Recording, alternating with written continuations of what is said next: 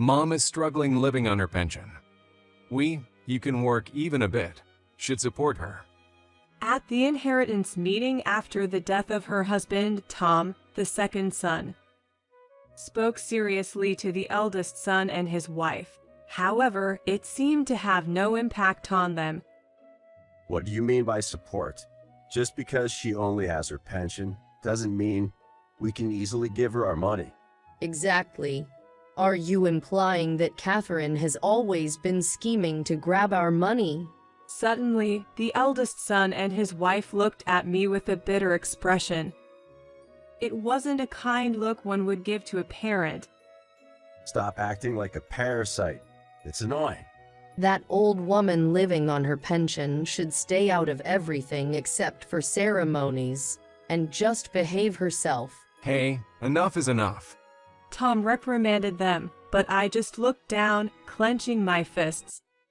Not only did they wish for my husband to be gone, but they also complained about the inheritance and even called me a parasite. I made mistakes in how I raised them. I can't take it anymore. Nevertheless, I spoke to the eldest son and his wife with utmost calmness. I understand what you're saying. Let's become estranged. My name is Catherine Johnson. I'm turning 65 this year. Currently, I live with my husband who has retired. My husband is kind and considerate, and we've supported each other for a long time.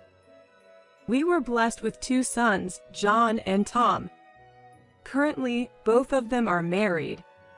Lately, our house has been showing signs of age, so my husband and I were planning to renovate it. We thought that if we were going to renovate, it might be good to live with our eldest son, John, and his wife. So we contacted John. John, we've decided to renovate the house. How about living together with us after the renovation? When I said this over the phone, John was clearly reluctant. I really can't think of living together. Emily would hate it too. But if we're going to renovate, I want to prepare a room for you two as well. Isn't that just convenient for you? If you have so much money to spare for renovation, just give us some. We'd gladly take that. I could hear Emily, John's wife, saying over the phone, living together is seriously impossible. I see. Okay, forget about what I just said. The eldest son and his wife are always like this. For some reason, they always act superior and treat us coldly. After hanging up the phone, I relayed John's feelings to my husband. He looked a bit saddened, but spoke cheerfully. It can't be helped. Let's renovate our home to be barrier-free so we can live comfortably, just the 2 of us in our old age. Following that, our home was renovated as per our wishes, transforming into a barrier-free residence. A few months after the renovation was completed, we planned to have a meal with our eldest son and his wife, as well as our second son and his wife. Tom, our younger son, and his wife, Karen, were the first to arrive. Karen is a thoughtful person. She handed me a gift and immediately went to the kitchen to help. Catherine, your cooking is as wonderful as ever. Well, thank you. It's a great help with you assisting, Karen. As they were chatting, the eldest son and his wife arrived.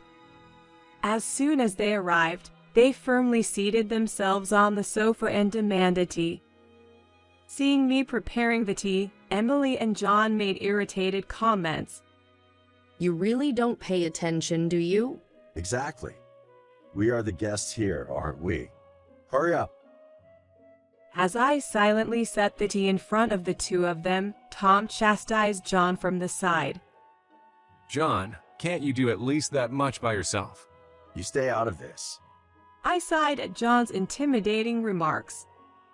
Tom and Karen have always been kind to us, but even to Tom, John always had a domineering attitude.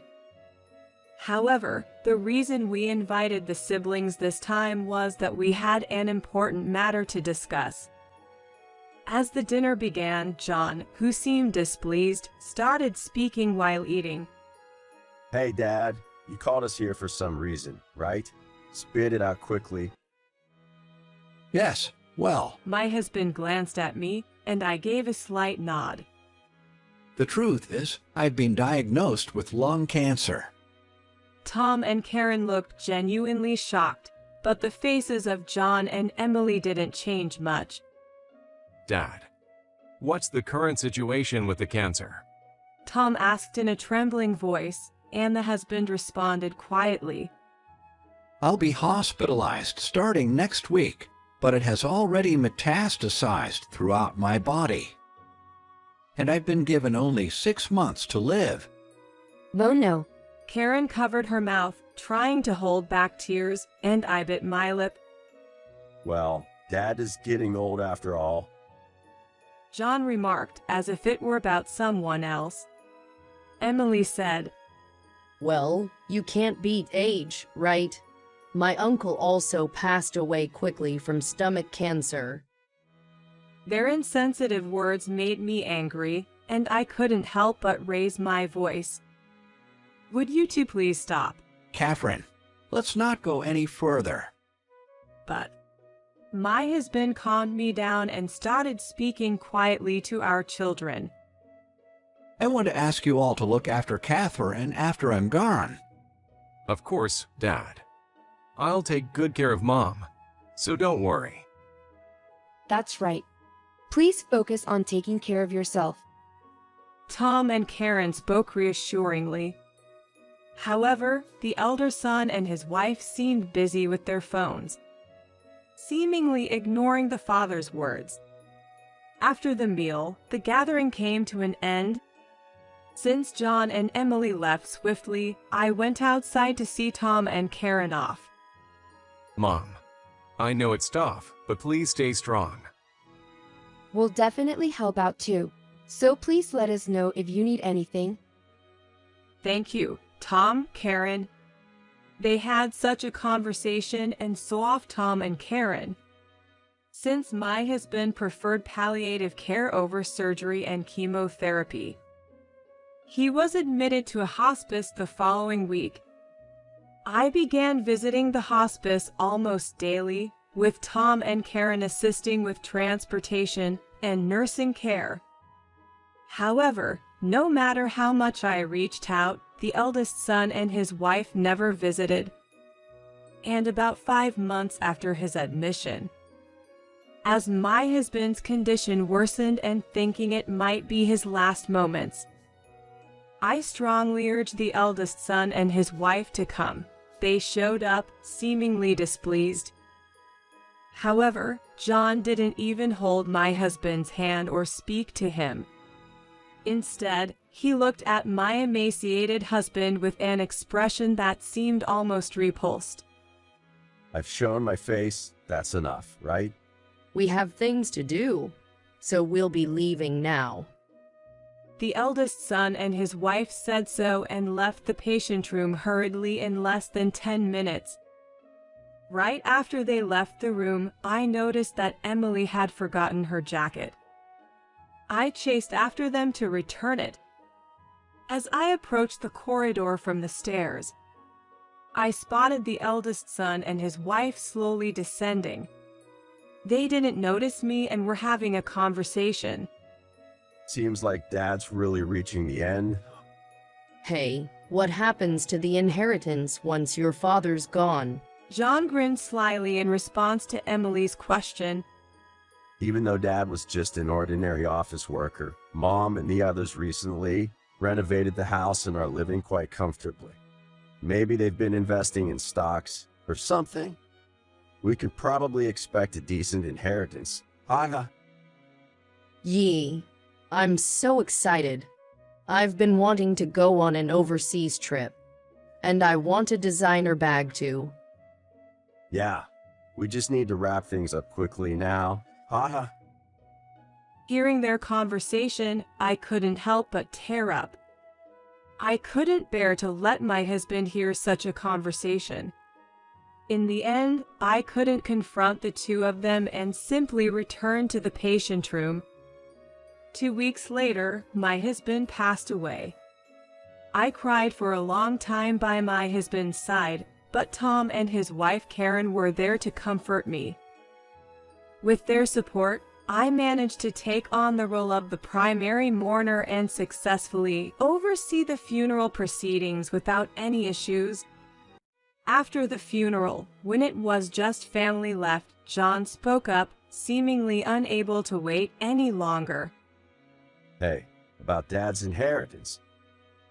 What are you thinking, bringing that up now? We just had the funeral today. Tom quickly reprimanded him, but John glared back at Tom. You, being the younger son, should just stay quiet. I let out a sigh. We'll have a discussion about the inheritance next week. So, for today, please go home. Upon hearing those words, the eldest son and his wife smirked and promptly left. The following week, the cheerful eldest son and his wife and the solemn-faced younger son and his wife came to our house for the inheritance discussion. I made an announcement in front of both couples. First off, I should inform you that your father's inheritance amounts to $20,000. What? Upon hearing my statement, John looked as if he was caught off guard. I intend to split this according to the legal inheritance shares. Half for me, and a quarter each for the two of you. Wait a minute. Is there really only $20,000? Despite my calm explanation, John persisted. I handed him a thick envelope. All the documents are here. Please review them. After scanning the documents, John and Emily's expressions turned noticeably sour. Damn, Dad was really stingy. Are we only getting $5,000? That's so little. If that's the case, we should get the house too. In the face of the clearly discontented couple, Tom spoke with a voice filled with anger. Mom is living in that house. I don't care about that. It's probably because of those renovations that there's no money left. Exactly. If the inheritance is this small, then hand over the house. Facing the frustrated couple, I calmly spoke up. This house was painstakingly renovated by your father so that the two of us could live here during our old age. I cannot simply hand it over. As long as I'm alive, I'll take care of it. What?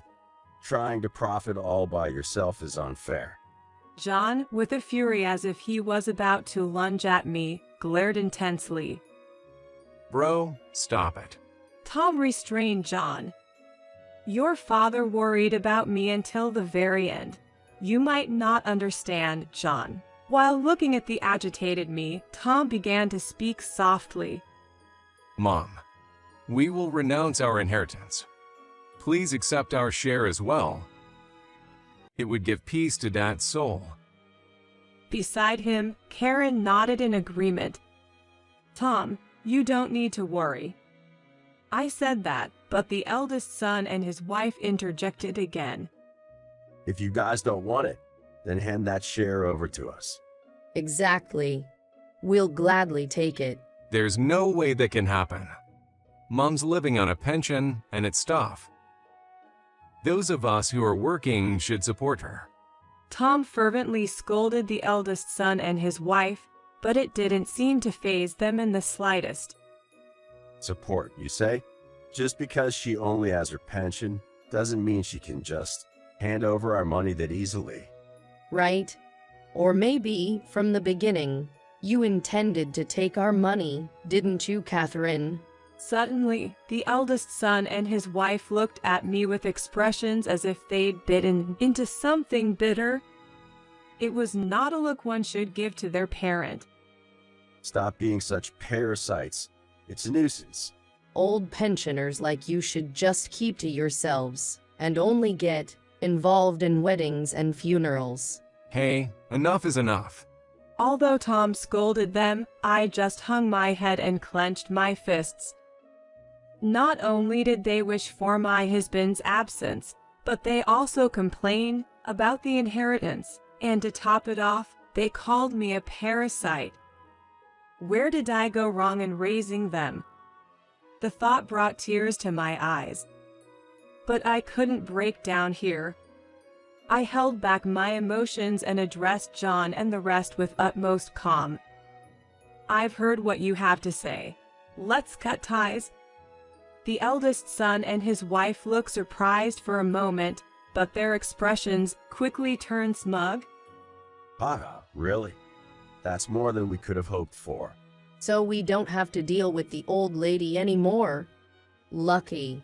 As John and Emily quickly tried to leave, they made a snide remark to Tom and his wife. That means you two have to take care of the old lady now. Good luck taking care of the parasite. As John and Emily stormed off, Tom and his wife rushed to my side. Mom, are you okay? They're just too much. Catherine, we're always here for you. Please don't be disheartened. I, still looking down, raised my head and looked straight at the two of them. Tom, Karen, I have something to tell you. Several months later, while I was relaxing at home, John and Emily, accompanied by Tom, appeared. What's going on? I thought we had severed ties, hadn't we? Hey, old lady, we've got something to discuss. Yes. Let us in. The eldest son and his wife shouted at the entrance with flushed faces. Then, from the side, Tom spoke apologetically. I'm sorry, Mom. They asked about the house, and I just told them. It's all right. For now, everyone come in. I let them into the house. As soon as they were led to the living room, the eldest son and his wife began to shout. What do you mean you gave the house to him? Exactly. What do you mean by overlooking us, the eldest son and his wife? While watching the two of them, I spoke in a calm tone. I decided to hand over the house because Tom said he would maintain it along with the memories of his father. Well, what's that supposed to mean? John, taken aback, stared at me. Tom and Karen have been a great support to me. It's only natural. I smiled warmly at the somewhat apologetic-looking Tom and Karen. Mom, thank you. That's not what we want to know. You said you'd take over the house yourself, didn't you? I glanced briefly at the eldest son's wife, who seemed about to froth at the mouth, and then explained. I thought I'd hand it over if you could respect the wishes of both your father and me. Besides, I've started receiving rental income. What do you mean by that? Sighing towards the astonished eldest son, I calmly spoke. Remember last year, when my father, your grandfather, passed away? Tom attended the funeral, but you said you were too far away and didn't attend, remember? Well, about that. Your grandfather was a landlord who owned several buildings and apartments. I finally settled that inheritance and started receiving rental income. The eldest son and his wife looked as if they had been shot by a bolt from the blue. We weren't informed about this. I didn't tell you. Hey, about the rental income. How much are you talking about? Well, it's about $2 million a year, so it's easy to give a house to my lovely son and his wife. Then, the eldest son and his wife abruptly stood up. Wait, hold on a second. If it's about this son and his wife, then we should also.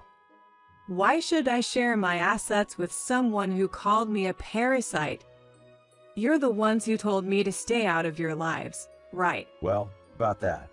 If you're going to call me a parasite, then please don't leech off of me. As I firmly stated, the eldest son and his wife seemed to be at a loss for words. I glared at the two of them and pointed to the entrance. Well, our conversation is over, isn't it? Please leave. Wait, just a moment. Mom, please listen to me. The eldest son approached me in a fluster and suddenly clung to my arm. I looked at him with cold eyes. I see no reason to be called Mom by you. Please. You can give us a house or money too, right? We're in trouble. The eldest son's wife pleaded loudly. I looked at the two of them and spoke. Huh, in trouble? What do you mean? The eldest son then started talking hesitantly. We kind of spent recklessly, thinking that Dad's inheritance would come in, and we got into a bit of debt. I forcefully pulled away the eldest son's arm. Unbelievable. I never thought you would do something this stupid. You sowed the seeds of your own actions, so deal with it yourselves. Mom. That's just too much. I addressed the frustrated expressions of the eldest son and his wife. From now on, I'll start transferring the assets to Tom through lifetime gifts. I won't give a single dollar to you, whom I've severed ties with. Don't ever bother me again. Tom stood up, raising the eldest son and his wife who had slumped down. If you understand, then leave quickly. Don't come near Mom or us from now on. Tom assured the two of them out like deflated balloons. As I was still catching my breath, Tom patted my back. Afterward, the eldest son and his wife apparently kept borrowing more money to pay off their debt, eventually leading to bankrupt. I heard that their apartment is in shambles, and they constantly argue with each other at night. For them, who couldn't even prioritize their family, there doesn't seem to be a promising future. As for me, I handed the house over to Tom and bought an assisted living apartment nearby. Tom and his wife often come to visit, and recently, a cute grandchild was born. Moving forward, I want to cherish each day while building a good relationship with my second son's family. That's my plan for the future.